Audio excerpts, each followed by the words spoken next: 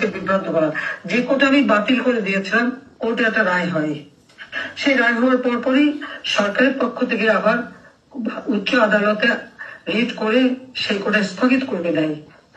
2007-এ ছাত্ররা আন্দোলন শুরু করে। আমরা তো পুলিশ দিয়ে তাদেরকে উৎখাত করে দেয়নি। 2011 জুলাই মাসের 11 তারিখে তো কোটা বন্ধ হয়ে যায়, তখন তো কোটা কোনো ইস্যুই ছিল না। তারপরে তার সঙ্গে আলোচনা করি, সব দাবি মেনে নি। দাবি যখন সব মানা হয়ে গেল, তখন তারা এক দফা দাবি, কেন আমাকে ক্ষমতার থেকে বের করতে হবে। আজকে যখন আমরা দেখি যে এই ছাত্ররা সে সময় যে আন্দোলনের নামে যেভাবে পুলিশ হত্যা করেছে, শিক্ষকদের অপমান করেছে, সংখ্যালঘুদের উপর হত্যা করেছে, প্রত্যেকটা প্রতিষ্ঠান, metro rail, expressway, Bangladesh television ভবন, সেতু ভবন, সড়ক ভবন, এমনকি আমাদের জলবায়ু প্রবেশ বিষয়ক যে ডিজিটাল পদ্ধতি সহ যে ভবন সহ প্রত্যেকটা জায়গায় তারা অগ্নিসংযোগ করে, আগুন দিয়ে পুড়িয়ে দেওয়া শুরু করে। মানুষের ঘর বাড়ি সবকিছু, আওয়ামী লীগের নেতা কর্মীদের হত্যা করার, মসজিদ, মাজার, দরগা শরীফ, গির্জা, প্যাগোডা, এমন কোন জায়গা নাই যে যেখানে তারা ভাঙচুর না করে এবং সেখানে অগ্নিসংযোগ করা হয়েছে। এমনকি সেই সিলেটের শাহপরান মাজার পর্যন্ত তারা হামলা করে। কিন্তু কেন এগুলি করা হলো? আর অগণিত নেতা কর্মীর উপরে মিথ্যা মামলা। তাদের যখন সব দাবি মানা হয়ে গেল, তারপর তাদের দাবি এক দফা। এবং আজকে যদি আবু সাইদের হত্যাকাণ্ডটা যেটা নিয়ে ভিডিও করে সমস্ত মানুষকে সেন্টিমেন্টে আঘাত দিয়েছিল এবং আমার বিরুদ্ধে, আওয়ামী লীগের বিরুদ্ধে একটা সেন্টিমেন্ট তৈরি হয়েছিল, সেটা যদি আপনি একটু গভীর ভাবে বিবেচনা করেন, দেখেন, অ্যানালাইসিস করেন, দেখা গেল একটা ছেলে হাত তুলে বলছে আমাকে গুলি করো, গুলি করা হলো। কিন্তু তাকে যে গুলি করা হলো, তারপর তাকে যে টেনে নিয়ে গেল তার সাথীরা, 2টা 2:30-টার দিকে গুলি হলো, তাকে তো হাসপাতালে নেয় নাই।